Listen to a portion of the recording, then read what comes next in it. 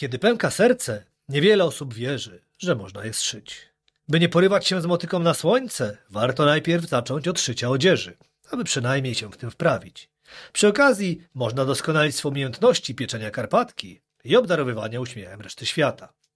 Na dywanik u złego ojca wpadła Monika Ferenc-Hałada, znająca się na krawiectwie jak mało kto. Jak sama o sobie pisze, ma 4 dzieci, depresję, nerwicę i duży bagaż życiowych doświadczeń, którym dzieli się ze światem. W jego dźwiganiu pomaga jej mąż, który i tym razem jej towarzyszył. Witam. Cześć, dzień dobry. Cześć. Powiedz mi tak na początek, jak bardzo forum samochodowe może wpłynąć na ludzkie życie? Ogromnie. 2 mężów poznałam na forum samochodowym. No, nieprzypadkowo o to pytam. Pierwszego męża, aktualnie świętej pamięci, poznałam na forum Renault 19. To był mój pierwszy samochód. 19 dostałam od brata w prezencie, jak zdałam prawo jazdy. A bieżącego męża poznałam dzięki forum Renault Laguna. Czyli wszystko Francuzi. Wszystko francuskie. Już zrobić. No to inna ważna sprawa. Co z tą powracającą kontuzją ręki? Bo najpierw tak musimy ostrzelać teren, zobaczyć, gdzie jesteśmy.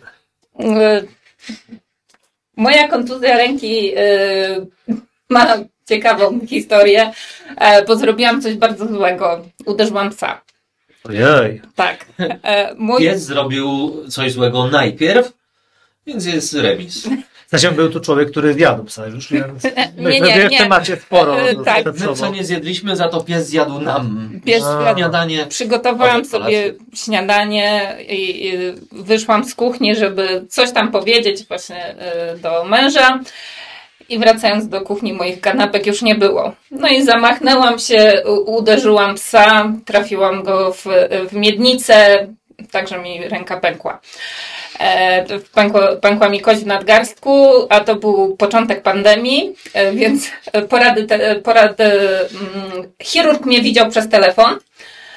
Później jechałam na RTG, minęłam się z chirurgiem na korytarzu, oczywiście zamaskowani, ubrani, nie mogłam z nim porozmawiać, nie mógł zobaczyć mojego RTG, musiałam wrócić do domu i ponownie połączyć się z nim na teleporadę. No na szczęście obyło się wtedy bez gipsu, ale bez składania tej ręki. Ona się zrosła, ale wraca po prostu. I ostatnio właśnie podniosłam dosyć ciężkie pudełko, które w zły sposób to zrobiłam i kontuzja ręki wróciła. Ale na szczęście około tygodnia i mogę dalej szyć. No dobrze, a w przygotowaniu karpatki to przeszkadza? Bo słyszałem, że świetnie ci wychodzą karpatki.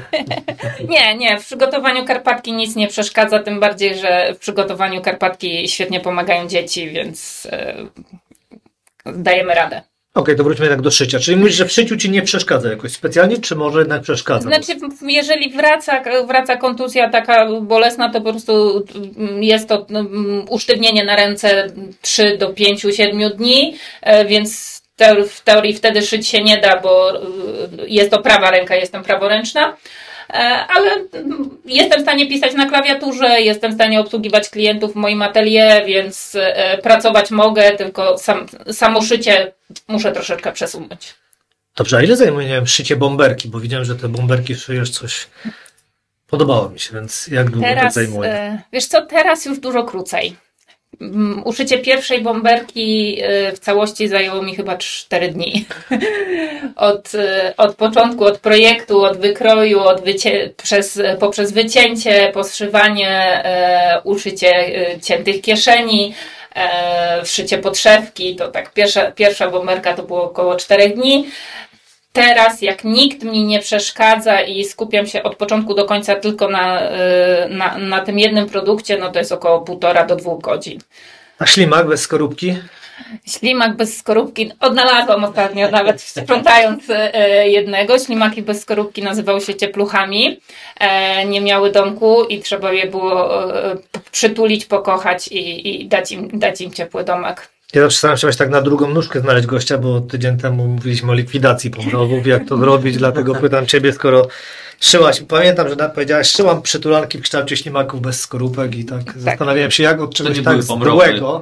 Nie, te były totalnym przeciwieństwem. Miejmy nadzieję, bo to już na was bardzo podejrzanie patrzyłem, bo tym roku mieliście 200 kilo pomidorów, ja nie wiem jak to się zgrywa z pomrowami, więc tak...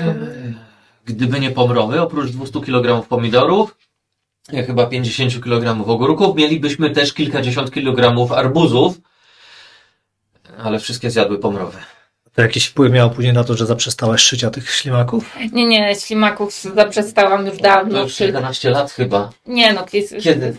Miłosz był mały.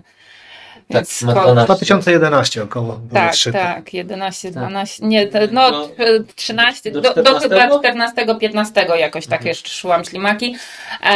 Ze względu na to, że zaczęłam uczyć się szyć ubrania, szyć odzież, to znowu rynek tych rzeczy dla dzieci bardzo mocno się rozwinął, bo maszyny do szycia zaczęły być dostępne w supermarketach, więc małe domowe biznesy właśnie kocykowo-przytulankowe rozwinęły się w naszym kraju bardzo mocno, więc jak ja spróbowałam szycia ubrań, szycia odzieży, to zobaczyłam, że jest w tym potencjał, podoba mi się to po prostu i i przerzuciłam się po prostu z szycia akcesoriów dla dzieci stricte na ubrania. To nim przejdę do takich poważniejszych pytań, chciałem spytać jeszcze, które z was w to Assassin's Creed gra? Grać aktualnie żadne z nas nie gra, ale cała otoczka gry i wygląd właśnie postaci były dla mnie bardzo dużą inspiracją do projektowania ubrań. I to cię jakoś odstresowywało? Grałaś w ogóle, czy tylko oglądałaś? Grał mój pierwszy mąż. Okej, właśnie chciałem tak, żebyś tak, do tego tak. przeszła, bo wiem, że to się trochę wiąże z przeszłością twoją, więc... Tak, mój mąż Devon grał w różne gry, to była dla niego forma odstresowania po pracy. Między innymi to był Assassin właśnie, czy Battlefield z kolegami przez sieć. I ja tak wtedy jeszcze pracowałam na ławie w dużym pokoju, gdzie również był telewizor i konsola. I wieczorami właśnie, czy tam w ciągu dnia gdzieś tam jak grał, to ja sobie rysowałam, prawda? I wyszło z tego, ja chcę to uszyć, ale nie w takiej formie, jak jest typowo w grze, no bo tam jest to pod tamte, powiedzmy, czasy, tamtą stylizację, ale ja chcę uszyć coś takiego, żeby ludzie w tym mogli chodzić na co dzień. I stąd właśnie, jak uszyłam pierwszy wielki kaptur, to się zakochałam, tym bardziej, że ja często noszę duże fryzury, aktualnie mam krótkie włosy, ale uwielbiam warkoczyki, dreadlocki i często zdarza się tak, że tej fryzury mam bardzo dużo i w żadnym standardowym kapturze ta fryzura się nie mieści.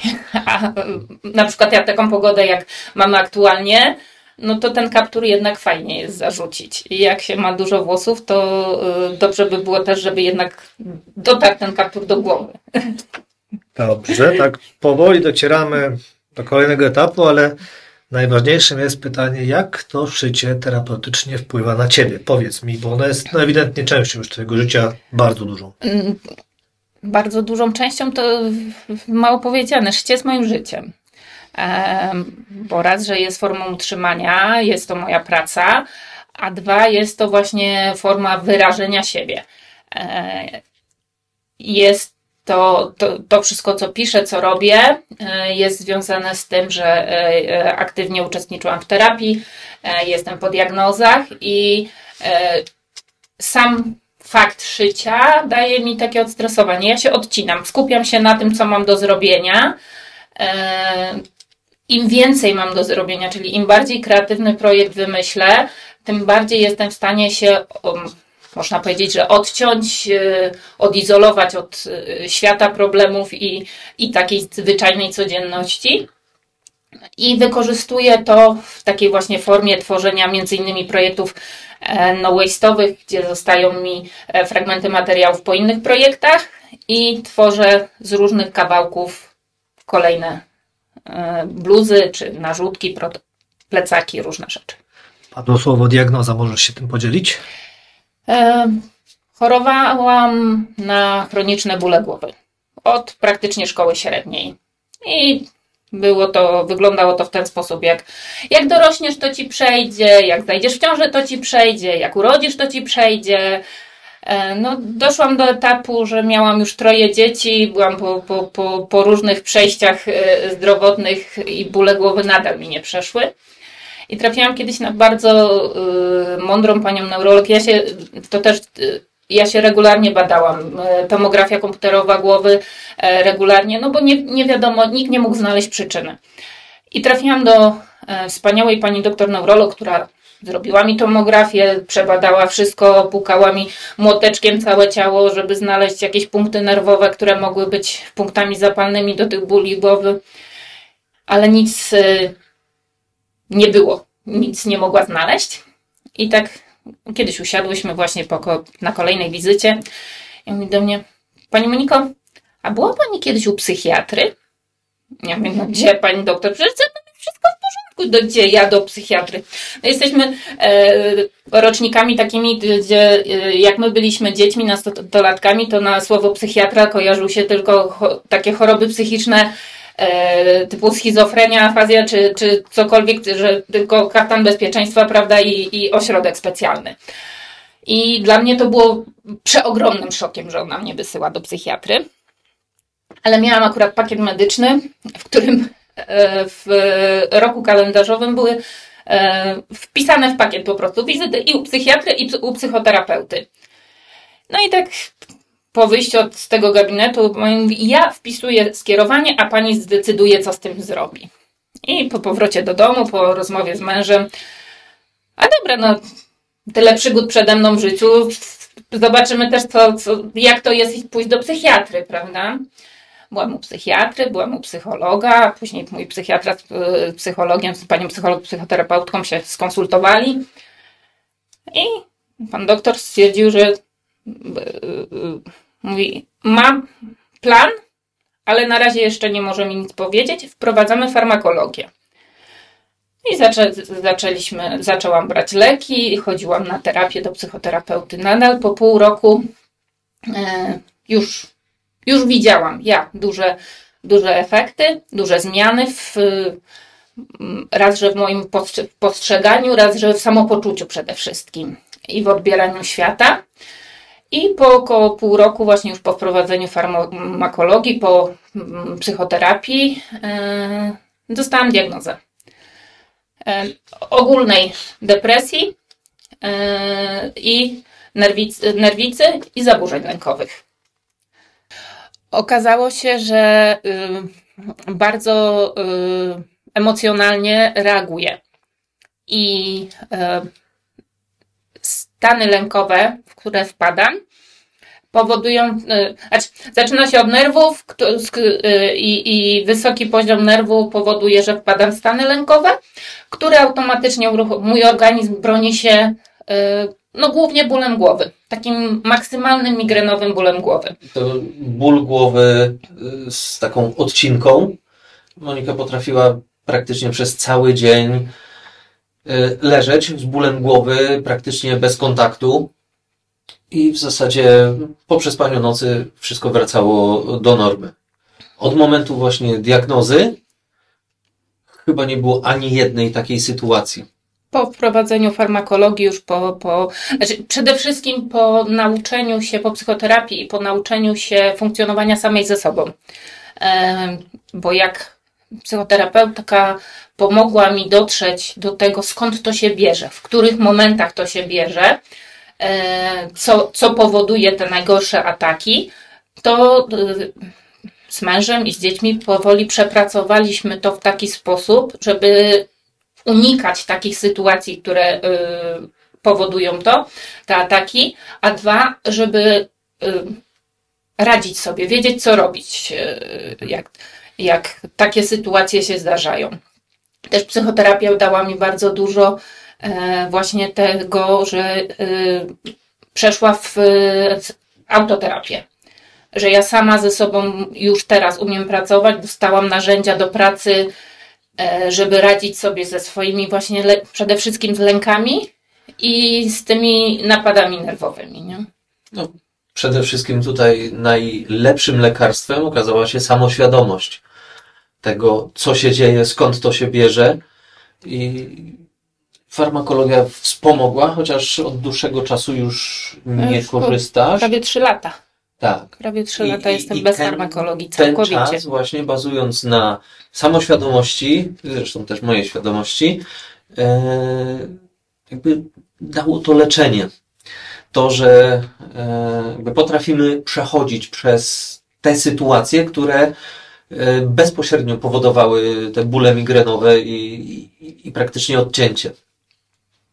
Tak, może wspólnym przechodzeniu przez te sytuacje, ale chciałem jeszcze spytać, czy tobie to takie pomaganie innym i okazywanie wdzięczności też pomaga, bo to są takie po prostu rzeczy, które się przebijają przez szwy twoich produktów. Jak się czyta twojego bloga, to widać, że jest to dla ciebie ważna rzecz. To jest też część terapii, czy to część nowej ciebie? Jak to wygląda? Wiesz co, to było tak, że to już była końcówka terapii tej u psychoterapeutki i jeszcze z czymś tam miałam problem.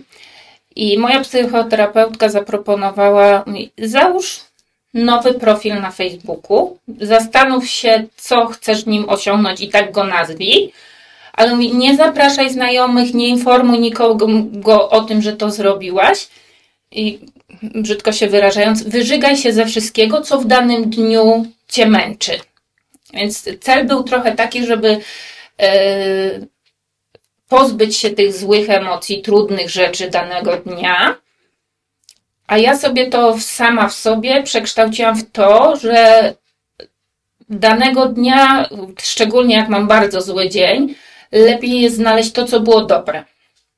I że ja bym chciała w końcu uwierzyć w siebie. Tak też nazwałam swój profil, wierząc w siebie i ze swoim imieniem i nazwiskiem, bo stwierdziłam, że to jestem ja. Chcę być autentyczna, jeżeli mam się dzielić z kimś sobą, to pod swoim imieniem i nazwiskiem, bo nie wstydzę się tego, kim jestem, nie wstydzę się tego, co dotąd przeszłam, a może coś komuś to da. I przez dłuższy czas tylko pisałam, tworzyłam posty, wrzucałam jakieś tam mądre cytaty z Kubusia Puchatka, bo to są moje ulubione w formie jakiś tam grafik. I okazało się, że zaczęłam, algorytm jakoś tak zaczął pokazywać moje posty różnym osobom i zaczęłam dostawać wiadomości od osób, głównie od kobiet, że ja też tak mam, że podziwiam to, że ty jesteś w stanie to wszystko napisać. Wiele moich obserwatorek nie ma nawet odwagi reagować pod moimi postami, czy pisać komentarzy, żeby w jakiś tam sposób nie pojawiało się to ich znajomym i tak dalej, ale dostaję prywatne wiadomości, jakiś tam kontakt przez mail na blogu, że bardzo dużo im to daje. Że to, że ja działam, że coś robię, że mówię o tym, jak wygląda sytuacja, wielu z nich też budzi tą wiarę w same siebie i że się da, że mimo różnych przejść życiowych, bo każdy z nas jest na różnym etapie życiowym, wiele ma za sobą, że można odkryć jeszcze coś w tym wszystkim. Czyli de facto udało ci się też zacząć od nowa, nie odcinając się od całej siebie. Ale powiedziałeś o cytatach z Kubusia Puchatka, to z kogo jest cytat? Każdy ma to, na co się odważy. On raczej z Kubusia nie jest. Nie, to nie jest z Kubusia Puchatka. A masz go w pracowni. Mam go w pracowni na ścianie. To był też taki, to była ta iskierka. To jest cytat, to jest zdanie, które powiedziała do mnie koleżanka, znajoma. I tam są jej inicjały też pod spodem napisane. DK. Tak. Nie, DM, przepraszam, DM. Przepraszam. Bo tam jest... DKMK. Tak, DKMK. I właśnie tak, był taki moment, że się zastanawiałam, gdzieś tam się podzieliłam w jakimś tam troszkę szerszym gronie nad tym, co zrobić. Właśnie czy założyć ten profil, czy pisać, czy to w ogóle warto, prawda? I właśnie Danusia do mnie wtedy napisała komentarz w odpowiedzi właśnie na Messengerze, że każdy ma to, na co się odważy. I to jest takie hasło, które naprawdę dużo mi daje, bo no, mogłabym stać w sklepie spożywczym i podawać ludziom marchewkę. I też być sobą i zadowoloną. No Tak, to też... oczywiście. I nie, w żaden sposób nie umniejszając, bo dziękuję za to, że mamy panie, które podają nam marchewkę, bo dzięki temu możemy robić zakupy. I prawdopodobnie też w jakimś stopniu bym się mogła spełniać, ale ja jestem człowiekiem kreatywnym. Ja kocham kreatywność, kocham rozwój i mam ambicje, żeby coś robić. I wielu ludzi tego nie rozumie, nie rozumie sensu, idei tego, co ja robię, że w ogóle przecież można sobie pójść do sklepu sieciówkowego, kupić bluzę i ona będzie fajna i pewnie dużo tańsza niż moja, nie? Ale... Wszystko można. Tak, wszystko można, tylko kwestia właśnie... Nie wszystko warto.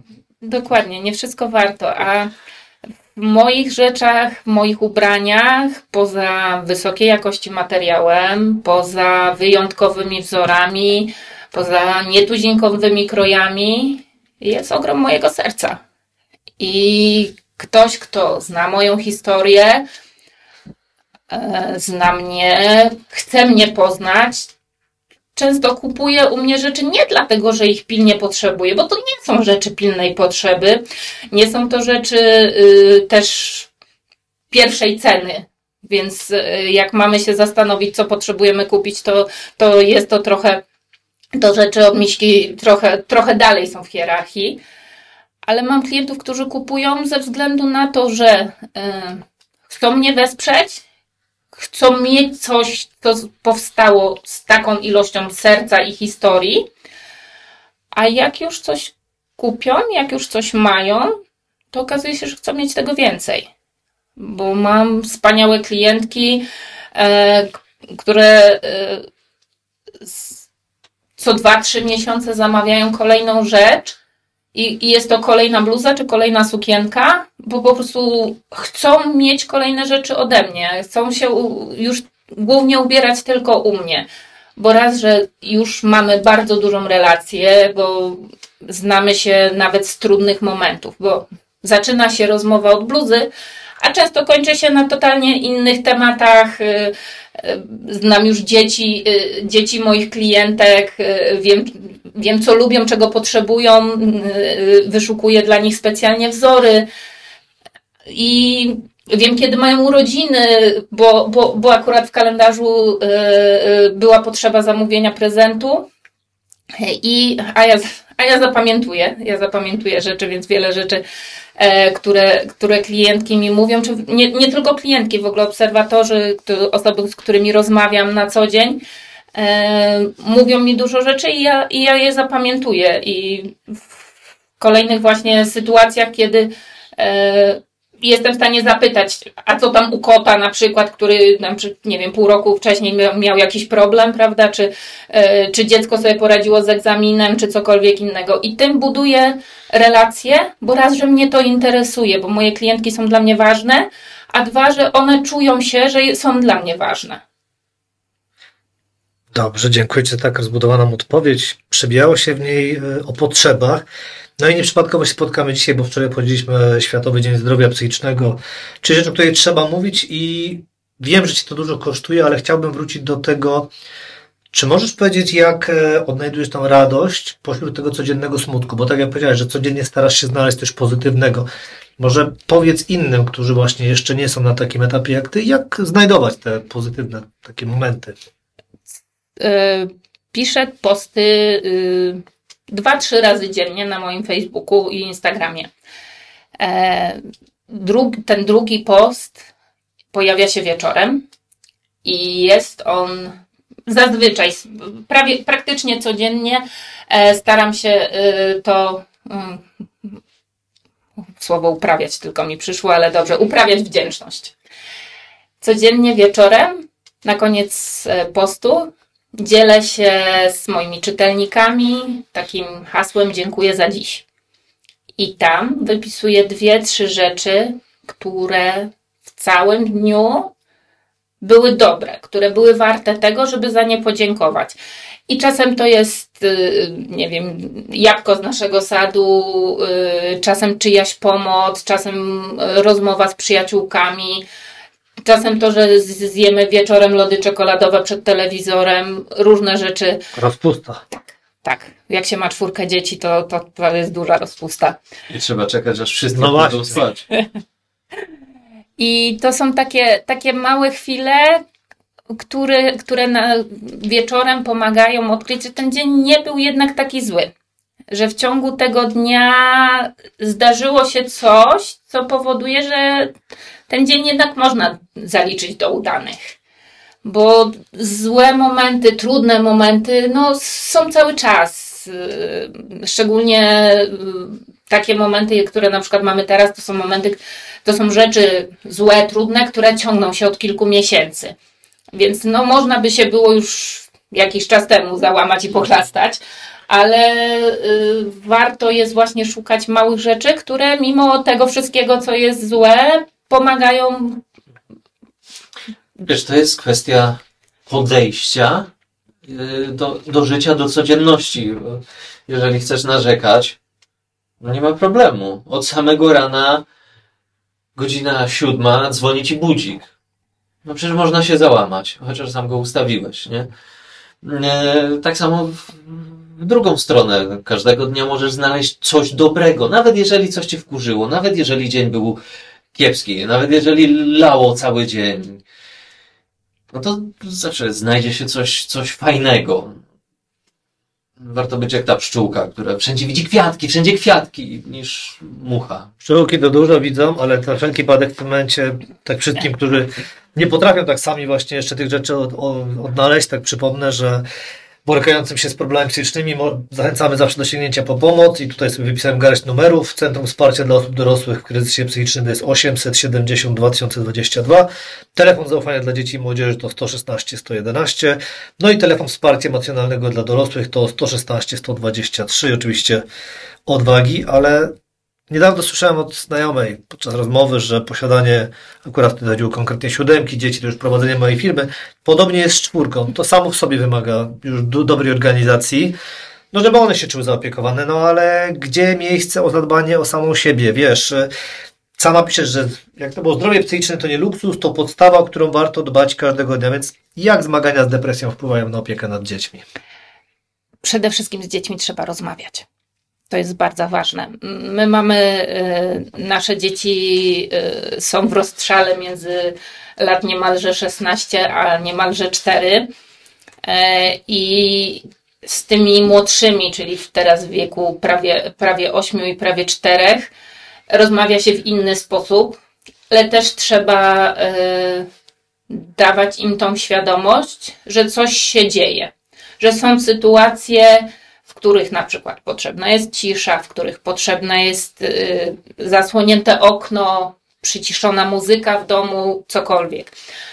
Starsze nasze dzieci, czyli prawie 16-latka i 12-latek, już rozumieją więcej. Już znają nazwy jednostek chorobowych i można im to wytłumaczyć, jak to działa, jak to się u mnie akurat rozgrywa, odbywa i co mogą zrobić lub czego właśnie nie powinny robić, żeby pomóc. My z dziećmi rozmawiamy bardzo dużo, rozmawiamy z dziećmi na wszystkie tematy, bo uważamy, że dzieci to są ludzie, tylko trochę w mniejszym wydaniu. I tym młodszym trzeba pokazywać świat taki, jaki jest, tylko tłumaczyć im trochę innymi słowami, żeby łatwiej im było to zrozumieć, a z tymi starszymi już rozmawiać wprost. I tak jak to piszę o tych wdzięcznościach codziennie swoich, tak nie udaje nam się to codziennie, bo nie codziennie udaje nam się na przykład usiąść całą szóstką w którymś pokoju i pogadać. Czasem są takie dni, gdzie wracamy o różnych porach do domu i różnie to bywa, ale lubimy usiąść wszyscy razem, pogadać, czy to będzie u córki na podłodze, na łóżku, gdzie jeszcze Fredka do nas dołącza. Ale tchórzo Fredka, takie zwierzę? Takie zwierzę. czy właśnie w kuchni przy stole, kiedy jemy budyń. Zapytać, dzieci pytamy w taki sposób, co dobrego ci się dzisiaj wydarzyło? Jaki był najlepszy moment dzisiejszego dnia? I odpowiedzi są przeróżne. Czasem coś z kimś spotkanie, z kimś rozmowa. Jeden z naszych synów ostatnio, najlepszym momentem jego dnia było to, że jeden z nauczycieli, za którym nie przepada, ale on był na lekcji, bo w związku z tym, że był, wyniknęła z tego kolejna sytuacja. I często jest tak, że poruszamy tą rozmowę właśnie, co było najlepszego i jedno dziecko potrzebuje chwili, żeby się zastanowić, więc pytamy kolejne, a w pewnym momencie to zaczynają się przekrzykiwać po prostu, bo mają tak dużo do powiedzenia, a lubią opowiadać, co się wydarzyło, co było w szkole. My znamy kolegów i koleżanki naszych dzieci. Znajomi naszych dzieci bywają u nas w domu, wozimy nasze dzieci do znajomych, znamy dzieci, znamy rodziców, więc jak opowiadają nam, co się wydarzyło, to my umiemy sobie połączyć historię z obrazem, w sensie, że wiemy, która to jest koleżanka i wiemy, co się u niej dzieje i jak córka nam opowiada, że coś tam u niej się tam wydarzyło, no to my wiemy kim ta osoba jest. I córka ostatnio opowiadała mi o historii jednej koleżanki, o dosyć trudnej sytuacji i mówi, wiesz, mamo, ale ona nie rozmawia z mamą. I nie ma tej więzi z mamą, nie ma tej relacji z mamą. I ja zaproponowałam, że jeżeli moja córka będzie chciała, to mówię, to przyjadę po was do szkoły, odbiorę was i pojedziemy we trzy, nie wiem, na lody, do kina, na cokolwiek. I jak będzie chciała, to będzie mogła też ze mną porozmawiać, jak z mojej perspektywy osoby dorosłej tą sytuację można rozwiązać. Bo wiem, że nastolatki potrzebują rozmawiać, a nie zawsze mają taką możliwość. I chciałabym żeby właśnie koleżanki czy koledzy naszych dzieci u nas w domu czuły się dobrze i wiedziały, że tam jest bezpiecznie i że mogą, jeżeli mają potrzebę, to mogą rozmawiać. A co cenne, co mówisz, bo faktycznie wiele osób nie ma tego kontaktu z rodzicami, teraz są często akcje społeczne, żeby rozmawiać z dziećmi.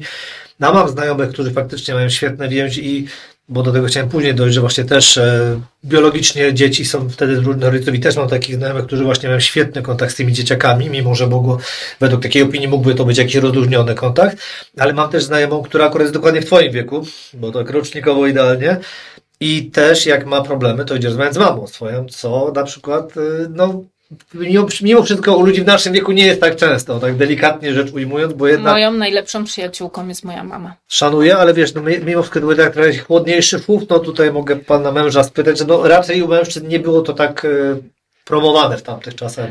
Ale ja z mamą dopiero zaczęłam rozmawiać jako osoba dorosła. A widzisz, byłam, to tak, to nie jest tak. Miałam wspaniałe dzieciństwo, mam wspaniałych rodziców i ja też tu nie deprecjonuję mojej mamy, tylko nie. Wiesz, chodzi mi o to, że ale ten kontakt nie jest tak popularny. Chodzi o to, że wiesz, mam cudownych rodziców, miałem wspaniałą relację, ale nie tak bliską, nie tak otwartą. I dopiero mówię, jako osoba dorosła już nie pamiętam w którym momencie dokładnie, czy już wyszłam za mąż, czy już miałam córkę, ale dopiero wtedy zaczęłam z mamą rozmawiać szczerze i otwierać się i teraz tak naprawdę jak mam genialne przyjaciółki, swoje rówieśniczki, czy blisko swojego wieku, mam przyjaciółkę, najlepszą przyjaciółkę poza mamą, z którą przyjaźnimy się od 20 lat, chociaż mamy po 22, więc nie wiem jakim cudem. Ale jak cokolwiek się dzieje, mam trudności, czy potrzebuję po prostu, żeby ktoś był, to dzwonię do mamy. Albo piszę, bo Ja w rozmowach jestem, znaczy jak zaczynam rozmawiać na trudne tematy, to od razu zaczynam płakać, więc wielokrotnie jest tak, że po prostu piszę do mam. Tak. Ja tylko doprecyzuję, że to nie jest taki sztywny schemat, bo działa to też w tę stronę, że jak rozmawiamy na wesołe, szczęśliwe tematy i przyjemne, to płacz jest nieodłączną częścią naszych dyskusji, cokolwiek by się nie wydarzyło. Kwestia, wiesz, emocjonalności i podejścia właśnie tak emocjonalnego. Mówiłaś o tym, że w pewnym momencie swojego życia zaprzyjaźniłaś się z mamą. Powiedz mi, czy miałaś taki moment, że zaprzyjaźniłaś się ze swoją chorobą, bo no, jakąś akceptację tej depresji w swoim życiu? Wiesz co, to czy się z nią zaprzyjaźniłam? Chyba nie. Chyba to jest bardzo trudny rodzaj miłości ewentualnie, bo przyjaźni to w tym nie ma. Zaakceptowałam, ja przyjmuję rzeczy takimi, jakie są. Biorę to bardzo, bardzo mocno emocjonalnie, przeżywam, ale skoro lekarz mi powiedział, że sytuacja taka, a nie inna, diagnoza taka, a nie inna, no to po coś ten chłop tę medycynę ileś tam lat robił, plus specjalizacja, rezydentura i tak dalej, że to jest, miejmy nadzieję, godny zaufania. Nie? I ja to przyjęłam i nauczyłam się z tym żyć. Dzięki terapii i autoterapii jestem sobie w stanie z tym radzić, a tak naprawdę dla mnie w tym momencie sam fakt depresja, stany lękowe, nerwica to są takie jak to, że mam tatuaż, 10 palców i kolorowe paznokcie. To jest po prostu element mnie, który tworzy całość taką, jak widać, różową. Właściwie mówisz o elemencie, o twoim elemencie, a często też właśnie jak tu przygotowałem się do tego odcinka, często pojawia się taka kwestia, że zaleczenia, wyleczenia. Czy ty uważasz, że zaleczyłaś bądź wyleczyłaś chorobę? Nie. I uważam, że wydaje mi się, że choroby w takiej postaci jak ja mam, ja nie deprecjonuję nikogo, jeżeli uważa, że jest wyleczony. W takiej formie jak ja mam, tego się nie da wyleczyć. Bo patrząc na całą terapię, skąd to się wzięło, jak to się zaczęło, od czego to powstało, to są rzeczy, których nie da się wykreślić z mojego życia, czy z moich wspomnień, że tak powiem. Więc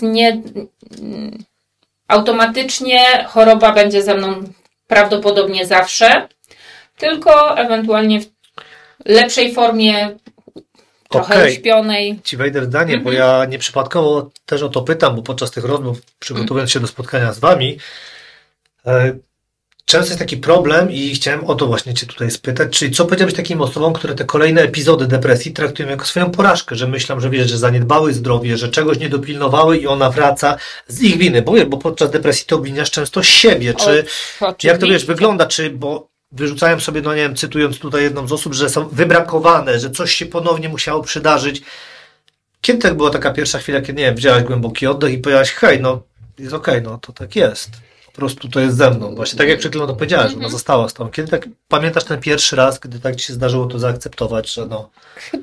Chyba nie był to jakiś taki kamień milowy, który zapamiętałam. Ale właśnie cały proces terapii i świadomości choroby, to było kamieniem milowym, że ja sobie uświadomiłam, że te choroby, bo to jest zespół chorób psychicznych, że one są, że mają duży wpływ na mnie i mają duży wpływ na to, jak ja się zachowuję. Epizody depresyjne wracają z siłą po prostu huraganu. I ja nie traktuję ich jako porażkę, one po prostu są i staram się je brać takimi, jakie są, przeżywać te emocje, próbować sobie poradzić z tymi emocjami. Wtedy właśnie staram się robić coś dla siebie, takie momenty, chwile tylko dla siebie. Napisałam workbook właśnie związany z takimi sytuacjami, żeby zrobić coś tylko dla siebie. I sama często korzystam z tych własnych rad na takie sytuacje. Bo ta depresja jako taka będzie, mimo że właśnie tak jak mówisz, niektórzy twierdzą, że wyzdrowieli, to będzie wracać, bo jeżeli ktoś chorował na depresję, to wie jak ta depresja przebiega i oby nigdy nie, jeżeli ktoś sobie z nią poradził, oby nigdy nie wracało z taką samą siłą, ale trudne sytuacje zdarzają się w życiu każdemu i te stany depresyjne, epizody depresyjne wracają i oby po prostu każdy potrafił sobie z nimi poradzić, czyli przepracować je sam ze sobą, bo to nie jest porażka. Miejmy nadzieję, że choroba nie będzie wracać, bo oby do nikogo nie wracała i oby jak najwięcej osób sobie z nią poradziło, ale ona gdzieś tam w nas będzie zawsze. Dam Ci minutę odpocząć. Przemku, bo tak Monika teraz miała samoświadomości, obserwacji siebie. Czy Ty na przykład obserwując ją, będąc cały czas obok, widzisz, kiedy taki gorszy moment nadchodzi? Potrafisz tak to, nie wiem, przewidzieć, jakoś zapobiec czasami jego większej eskalacji, bo wiadomo, że no. Wiesz co, przewidzieć, ciężko powiedzieć, czy da się przewidzieć. Ale zauważyć, że nadchodzi. Ale nie zauważyć, że coś się zaczyna dziać, tak. Wiesz, to jest kwestia obserwacji i jakby znajomości siebie wzajemnie. I jest to możliwe, żeby właśnie zauważyć, że to jest ten moment, że potrzebne jest wsparcie. Ja też mam swoje, że tak powiem, trochę z głową i nie jest mi łatwo, bo ja chyba nie posiadam czegoś takiego jak empatia emocjonalna. Ja nie potrafię działać na poziomie emocjonalnym, natomiast mam taką empatię poznawczą. Z mojego punktu widzenia jest to rewelacyjna rzecz, bo ja potrafię postawić się w pozycji innego człowieka, ale nie na poziomie emocji. I właśnie to też mi pomaga zauważyć te momenty, pomóc, ale nie zawsze w taki sposób, jakby Monika na przykład tego oczekiwała. Czasami nie rozumiem, nie zauważam tego, że ona potrzebuje, żebym tylko podszedł, przytulił ją i nic więcej. Ja działam zadaniowo, więc dla mnie to jest trudne, bo jeżeli coś się dzieje, to ja przychodzę, pytam, co zrobić? Widzę, że jest coś nie tak. Co się wydarzyło? Albo na przykład, co się nie wydarzyło, a powinno. Jak ja mam zareagować? Jakie zadanie wykonać, żeby pomóc? No i tutaj mamy, to może nie jest konflikt, ale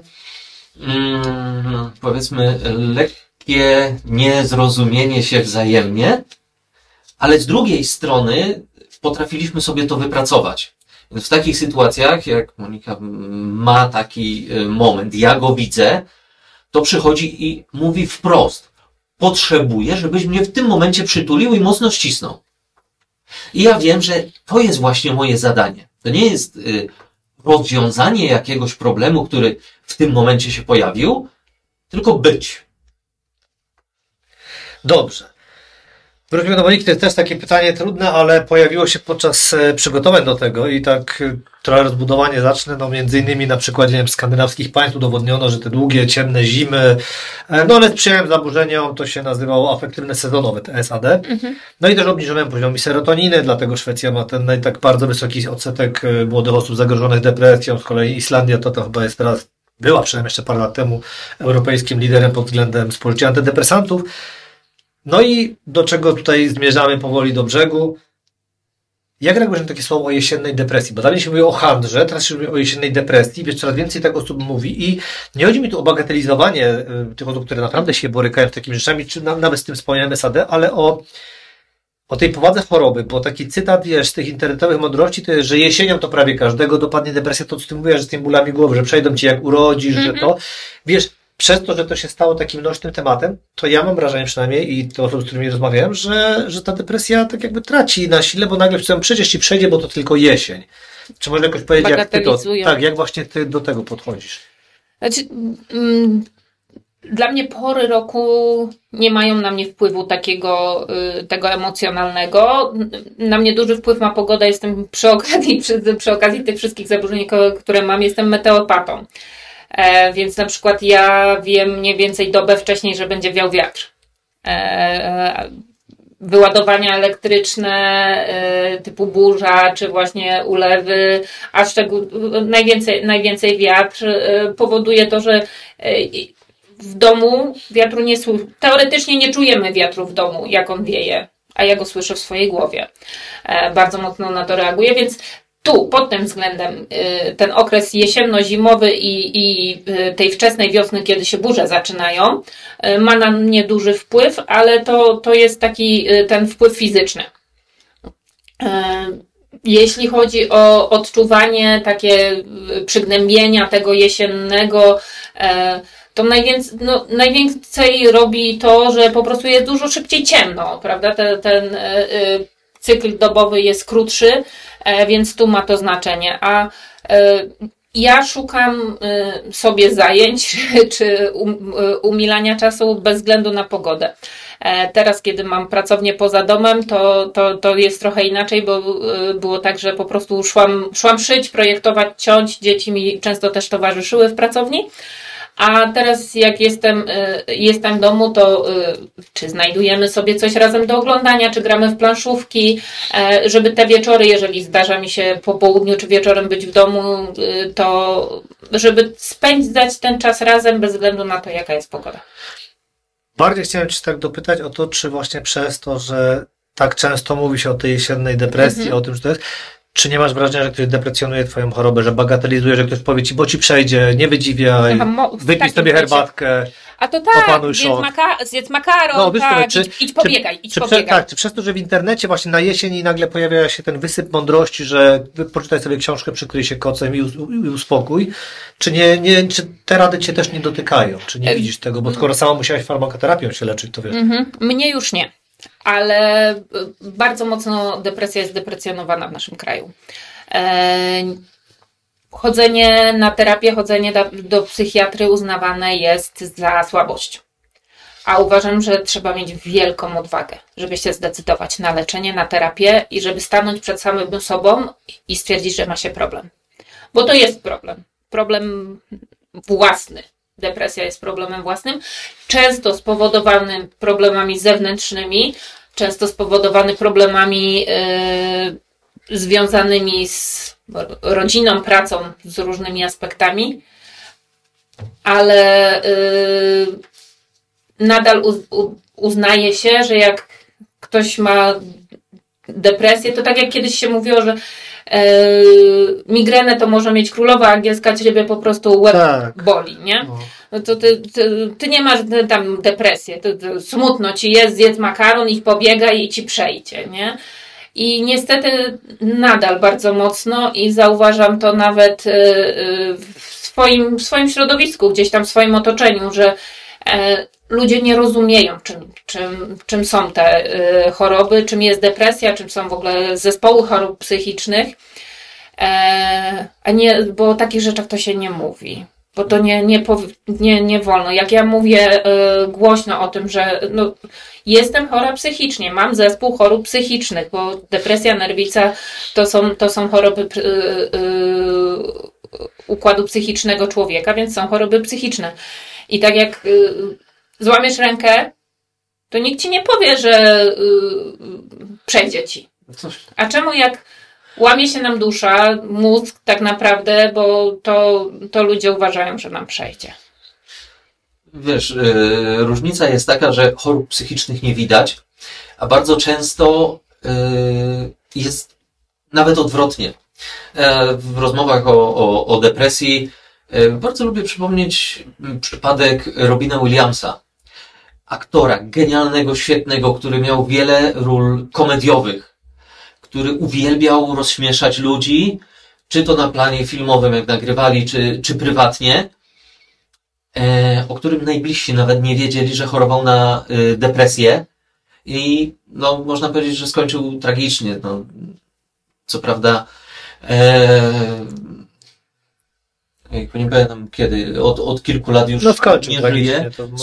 Skończył tragicznie, przy czym ta jego tragedia była zupełnie niezauważona. Przecież no taki wesoły człowiek, tak lubił żartować, tak lubił rozśmieszać ludzi. Tego nie widać. Jak ktoś mówi o depresji, to właśnie jest, no ale no, o co ci chodzi? No przecież nie wiem, pogoda jest kiepska, tak? No weź się w garść.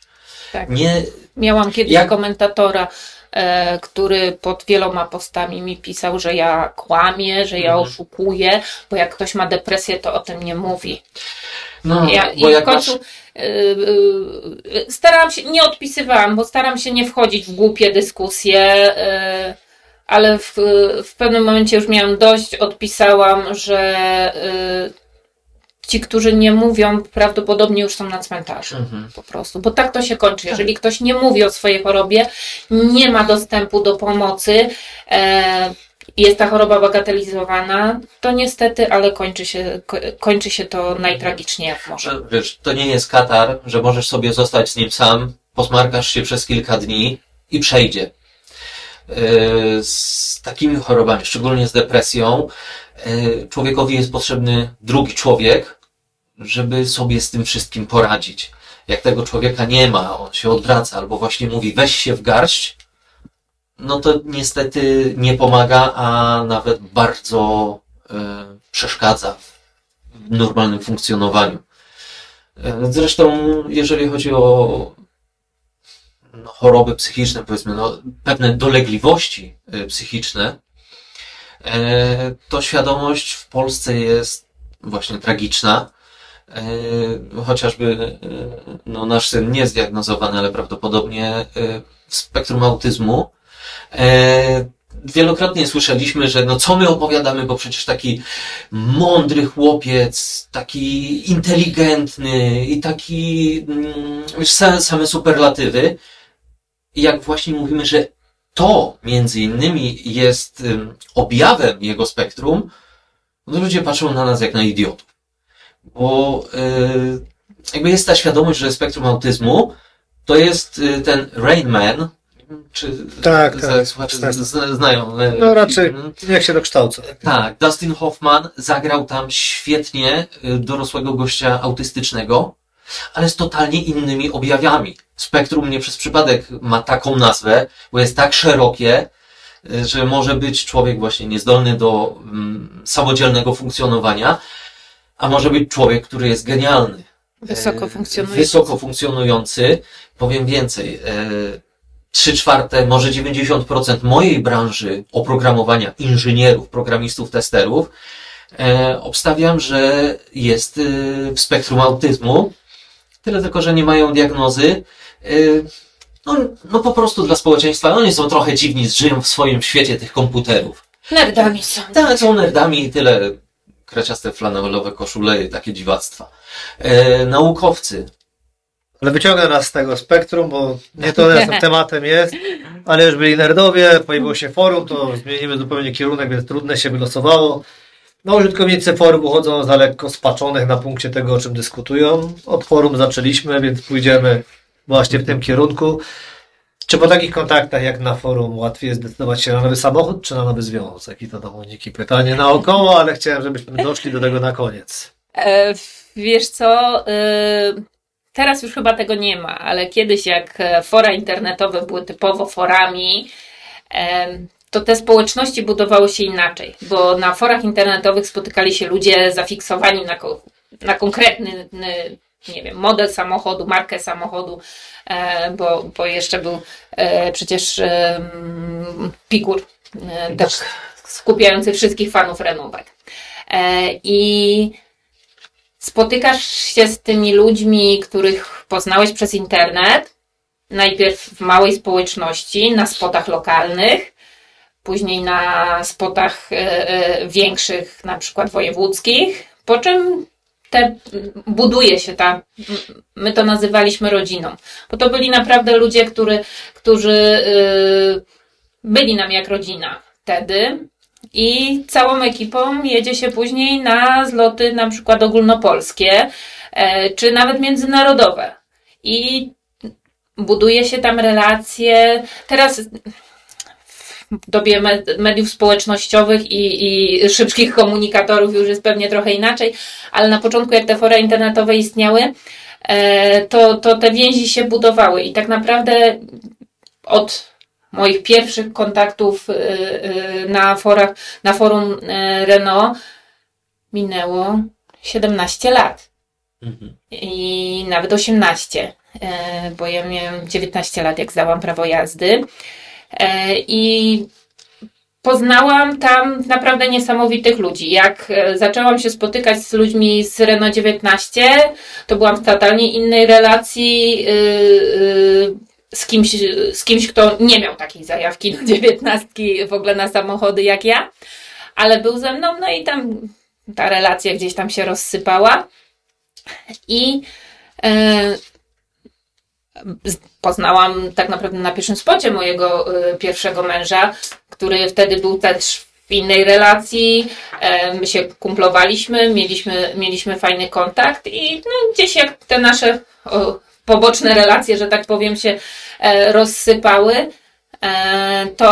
to gdzieś się tam los nas połączył ze sobą i później kupiliśmy właśnie mieliśmy 19, później kupiliśmy już po ślubie, nie po ślubie, wcześniej kupiliśmy pierwszą Lagunę.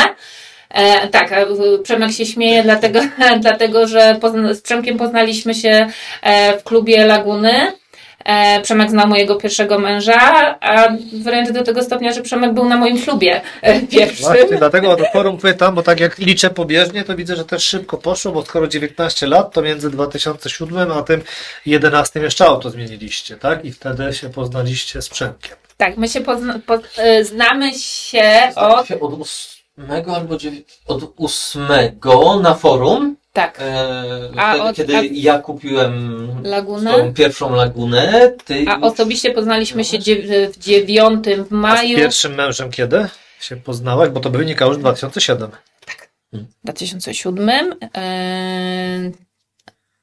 Bo do tej historii zmierzam, bo tego celowo nie zajawiałem od razu, że właśnie Przemek jest twoim drugim mężem i tak dlatego teraz już... Z pierwszym mężem z Devonem się poznałam na forum w 2007. Na pierwszym spocie byłam w 2008. Związaliśmy się, zaczęliśmy być razem pod koniec 2008 roku, a we wrześniu 2009 roku braliśmy ślub. Dobrze, no i to teraz już nim przybliżyć całą tą historię, to wyjdź od pytania, czy i czym jest miłość życia. Nie ma czegoś takiego jak miłość życia. A widzisz, bo różnie to brzmiało, jak się ciebie wcześniej słuchało. Tak. Dojrzewasz. Dorastam w międzyczasie. Moje życie na ten moment patrząc dzieliło się, było do 2016 roku i od 2016 roku, więc można powiedzieć, że ja miałam miłość swojej pierwszej części życia i aktualnie mam miłość swojej drugiej części życia. Bo mój pierwszy mąż zmarł w 2016 roku i tak naprawdę do ostatniej chwili, kiedy był ze mną, byłam pewna, że będziemy całe życie razem, no i byliśmy całe jego życie razem i jak zmarł, to byłam przekonana, że już będę sama.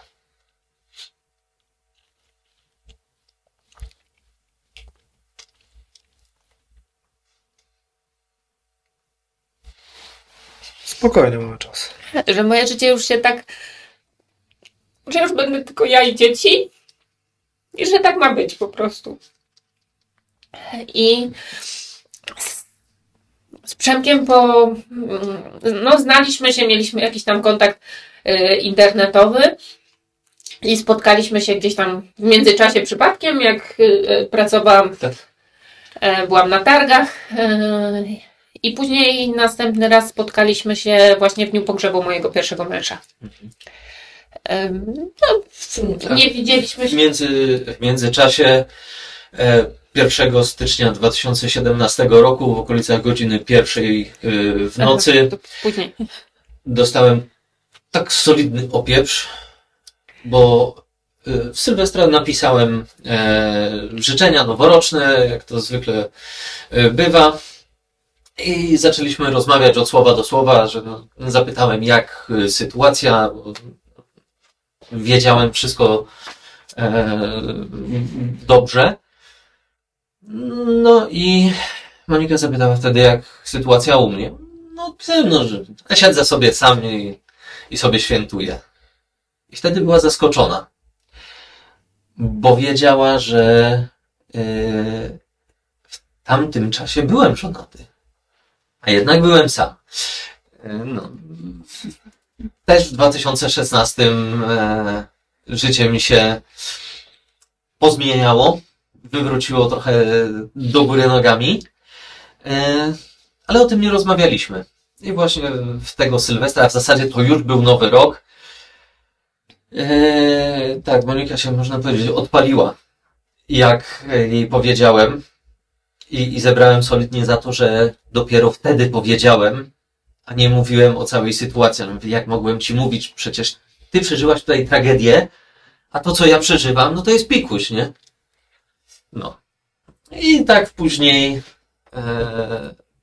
wiesz co, wspólnie się w tym wszystkim wspieraliśmy. No ja Monikę wspierałem na tyle, na ile dawałem radę, bo Marcina znałem też 8 lat. Pozwól, że ci wejdę w zdanie. Wiem, że jesteś wybrakowany emocjonalnie, więc się na mnie nie obrazisz. Oczywiście. Ale chciałem wrócić do tego tematu, żeby tu jak Monika spróbowała przybliżyć. Będzie miał oczywiście szansę, ale żebyś mnie nie wybił z rytmu, mówiąc. Tak. I była... Więc dojrzała... Nie, no już teraz przejdźmy dalej, przewidźmy. Dojrzałaś, Tak. twierdzisz, że nie ma jednej miłości Nie życia. ma, tak, nie ma To mi miłości, nie ma miłości życia, bo każdy, znaczy ja patrząc po sobie, miałam miłość swojego życia, no, potoczyło się jak się potoczyło i aktualnie uważam, że jestem z miłością swojego życia. Ja jestem bardzo kochliwym zwierzątkiem, bardzo emocjonalnym i bardzo przywiązującym się. I w tym momencie nie widzę dla siebie innego momentu, innej sytuacji, innej relacji niż jest. Ale mam gdzieś tam z tyłu głowy, że moje życie się dotychczas poukładało, jak się poukładało. Więc mam nadzieję, że już nie będę musiała szukać sobie trzeciej miłości życia.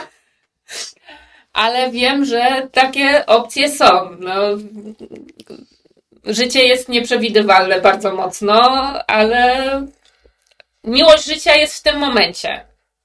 To jest moje życie teraz i mam miłość życia teraz. A co będzie kiedyś?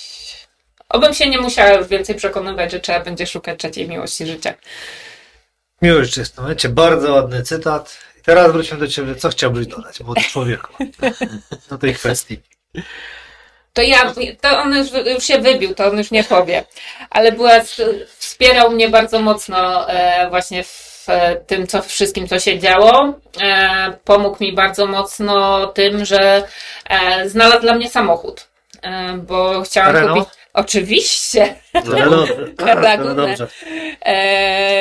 Pomógł mi znaleźć samochód, pojechał ze mną ten samochód oglądać i z moim tatą pojechał, później towarzyszył nam przy zakupie tego samochodu, załatwieniu wszelkich papierów, więc był ogromnym wsparciem i przyjechał ze mną opijać ten samochód, tak naprawdę. Bo zorganizowałam takie spotkanie dla najbliższych przyjaciół i Przemka też zaprosiłam na to spotkanie. I tak wyszło, że po tym spotkaniu to tak już został ze mną. Powiedział mi parę słów, których się wtedy bardzo mocno nie spodziewałam. Ja potrzebowałam... Że Renault są fatalne, w końcu to wyznał. Że Laguna Królowa Lawet. No właśnie. Tak, ale ja potrzebowałam potrzebowałam wtedy czasu, potrzebowałam dorosnąć do tego wszystkiego, co mi wtedy powiedział. I w przyszłym roku, znaczy przeszło 8 lat, jak jesteśmy razem. W kwietniu tego roku minęło 8 lat, jak jesteśmy razem. No dzisiaj szybko do ślub, bo to rok nie minął z tego czasu. Jak,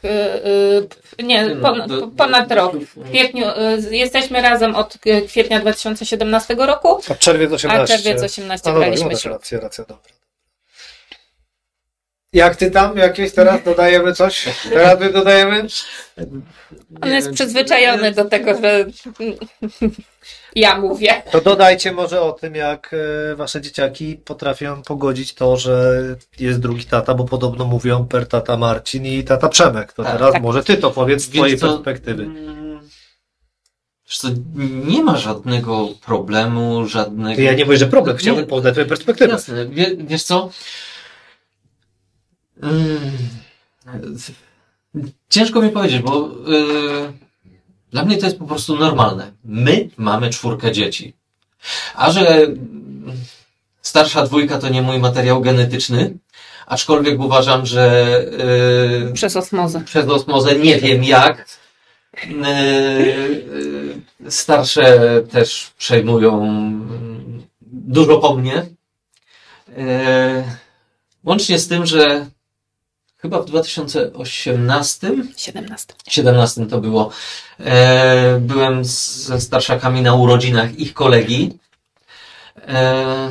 i się dowiedziałem, w sumie pokątnie, bo to właśnie mama tego kolegi od innych rodziców się dowiedziała, że ale te dzieci do niego podobne. Więc chyba jednak coś w tym jest.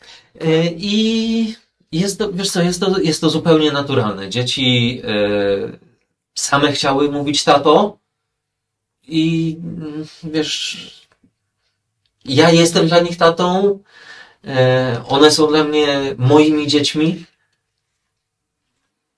i jest to po prostu. Dosłownie, po prostu jest. Nie? To, że jak jedziemy właśnie do dziadków z dzieciakami, to często wchodzimy na cmentarz i wchodzimy tam razem. Starszaki jakby wiedzą, że jest jeden tata, który tam na cmentarzu leży i jest drugi, który jest w domu. Dla młodszych bywa to teraz może nie tak problematyczne jak wiesz, 8-latek czy 7-latek już więcej rozumie, ale jak on miał chyba 2-3 lata i właśnie rozmawialiśmy gdzieś o tym i on usłyszał, że tata starszaków nie żyje, ale ja stoję obok. I były trudne momenty, żeby mu wytłumaczyć, o co chodzi, ale bardzo fajnie to złapał i teraz też dla niego to nie jest nic dziwnego, że starszaki mają 2 ojców. Dobrze, 2 się często pojawia, więc tak na sam koniec. 2 miejsce miałaś ostatnio w memoriale. Jak tam szanse z twoją matematyką? Bo to chyba też taka prawdziwa twoja miłość. Tak, w tym roku nie udało mi się brać udziału w konkursach, bo gdzieś tam się rozjechały terminy, że tak powiem. No jakby ktoś cię zgooglował, to matematyka wychodzi zaraz przy twoim nazwisku. Tak, Dobra. Ja kocham matematykę, ja uwielbiam. Stąd pytanie o tę miłość. Ja miałem nadzieję, że tu... uwielbiam matematykę, liczę, ostatnio klientka była u mnie ze swoim synem i ja podsumowując zamówienie, w słupku dodawałam i ona to mówi, patrz jak pani Monika liczy. Ty nawet byś nie umiał tak zapisać tego działania. Nie? Ja w słupku w pamięci lubię liczyć, lubię zagadki matematyczne, właśnie wszelkie quizy, sudoku i tego typu zadania, zajęcia matematyczne. Zaraziłam tym syna, najstarszego z synów naszego. On, umysł ma bardzo podobny do mnie pod tym kątem, więc jest fanem matematyki i uważam, że jest dużo lepszy ode mnie i przede wszystkim radzi sobie z kostką Rubika wszelaką trójkątną, już dziewięciokątną i w ogóle tego typu rzeczami, więc myślę, że w tej młodzieży jest nadzieja. To by już nie przedłużać, tą matematyką chciałem zakończyć, by podkreślić, że całe szczęście nie musisz liczyć tylko na siebie, możecie liczyć na siebie nawzajem. Oczywiście zachęcam do subskrybowania kanału i przypominam, co najważniejsze po raz kolejny, że wszystkim borykającym się z problemami psychicznymi zachęcamy do sięgnięcia po pomoc. Przypomnę te numery. Centrum Wsparcia dla Osób Dorosłych w Kryzysie Psychicznym 870 2222, telefon zaufania dla dzieci i młodzieży 116 111 i telefon wsparcia emocjonalnego dla dorosłych 116 123. No a Wam bardzo dziękuję, że przyszliście i do następnej razy. Dziękujemy bardzo. Dziękujemy.